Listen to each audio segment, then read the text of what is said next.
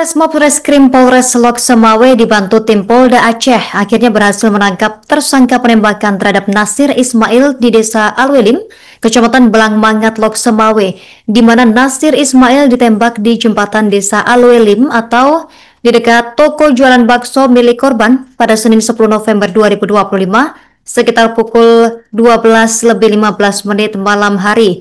Tersangka yang ditangkap adalah AG, warga Dewantara Aceh Utara yang diduga sebagai eksekutor, dan AG ditangkap di kawasan Kabupaten Biren pada Kamis 13 November kemarin pukul 6:15 pagi hari. Untuk informasi selengkapnya, kita sudah terhubung bersama rekan Saiful Bahri, wartawan Serambi News. Rekan Saiful, silakan informasi lebih lengkapnya.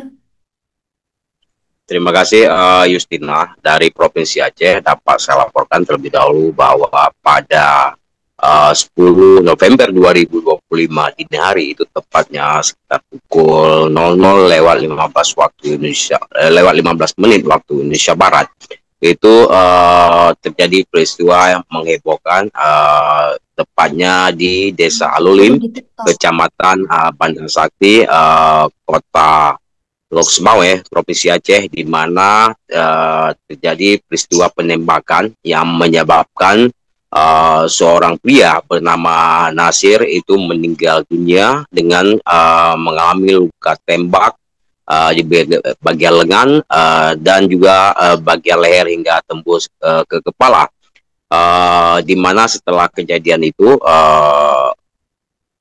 pihak aparat langsung turun ke lokasi untuk melakukan olah TKP, termasuk di lokasi ditemukan satu selosong peluru yang diduga milik pelaku yang mengeksekusi korban.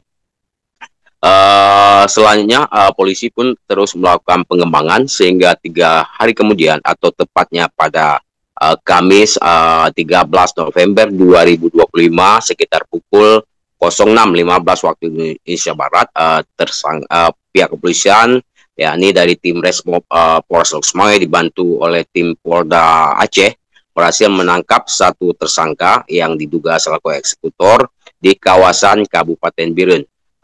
Tersangka tersebut berinisial AG, berumur 35 tahun, dan berasal dari Kabupaten Aceh Utara. Sedangkan sesuai keterangan dari Kapolres Lok Semawe, yakni Bapak AKBP Ahzan, peristiwa ini sebenarnya berawal dari dana transferan sebesar 90 juta rupiah kepada korban, sehingga pada tanggal 7 November 2025 tersangka sempat mendatangi korban untuk membahas uang tersebut. Namun saat itu korban menyatakan kalau 30 juta dari 90 juta rupiah tersebut sudah dipakai untuk membayar utang, sehingga pada saat itu tidak ada titik temu. Sehingga pada pada 9 November 2025 malam atau beberapa jam sebelum terjadi insiden penembakan, itu tersangka bersama sejumlah temannya kembali mendatangi tempat tinggal korban, lalu mengajak korban keluar rumah dan duduk di warung di seberang jalan. Tidak berselang lama, datang satu unit mobil jenis Ayla warna hitam yang digunakan oleh tersangka lainnya. Setelah berbincang sekitar 15 menit, korban pun dibawa ke jembatan atau yang berjarak sekitar 10 meter dari tempat duduk awal mereka. Dan saat sampai di jembatan itu sempat terjadi cekcok mulut. Selanjutnya korban pun dieksekusi dengan menggunakan senjata api laras pendek. Korban ditembak 2 kali, satu mengenai lengan dan satu lagi di leher yang tembus ke kepala, yang menyebabkan korban meninggal dunia di lokasi kejadian. Jadi setelah dilakukan olah TKP, kembali dijelaskan oleh Kapolres Lok Semawe, pihaknya langsung bergerak dan dalam tempo 3 kali 24 jam berhasil menangkap eksekutor, yakni AG. Lalu bersama AG, pihak kepolisian juga menyita satu senjata api laras pendek, lalu 3 amunisi yang dimana kedua benda ini akan segera dikirim ke lab skrim untuk uji balistik, karena menurut tersangka sebelumnya ada 6 butir peluru, sedangkan yang berhasil diamankan cuma 3, 2 digunakan untuk menembak korban. Jadi saat ini masih ada 1 peluru lagi dalam daftar pencarian barang bukti.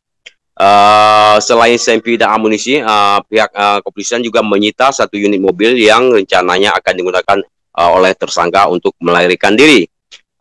Karena sesuai hasil integrasi awal terhadap tersangka, bahwa dia sempat berencana melarikan diri ke Singapura atau ke luar negeri. Ini juga sedang direncanakan oleh para tersangka lainnya. Namun dipastikan pihak kepolisian akan terus memperluas pencarian hingga ke Sumatera Utara atau bahkan ke luar negeri, karena menurut keterangan Kapolres tidak tertutup kemungkinan mereka juga akan melarikan ke luar negeri, di mana selain AG, pihak selaku tersangka utama ataupun selaku eksekutor, pihak kepolisian juga telah mengindikasikan ada 2 atau 3 tersangka lainnya yang diduga juga terlibat dalam kasus tembakan ini. Sedangkan khusus untuk kepemilikan senjata api, di mana tersangka AG awalnya mendapatkan senjata dari rekannya yang kini sudah dijadikan DPO. Namun menurut pihak kepolisian, dilihat dari bentuknya, senjata tersebut merupakan senjata rakitan, sehingga pihaknya akan terus melakukan pengejaran untuk mengetahui siapa pemilik senjata yang digunakan AG untuk mengeksekusi korban itu sendiri. Sedangkan untuk AG saat ini masih ditahan di Mapolres Lok Sumawe. Dia pun dibidik dengan pasal 336 junto pasal 340 KUHP tentang dugaan pembunuhan berencana dan Undang-Undang Darurat nomor 12 tahun 2025 tentang kepemilikan senjata api. Jadi sampai saat ini intinya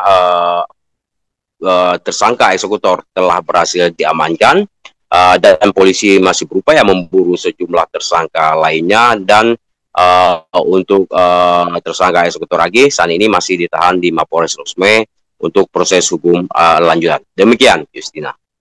Pada saat kami interogasi awal daripada tersangka ini sudah merencanakan untuk keluar negeri, ya, sudah berencana ke Singapura. Begitu juga dengan pelaku-pelaku lainnya. Tapi kami terus mencari keberadaan mereka.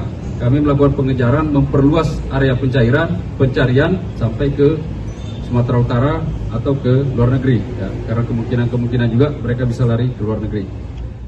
Download Tribun X sekarang, menghadirkan lokal menjadi Indonesia.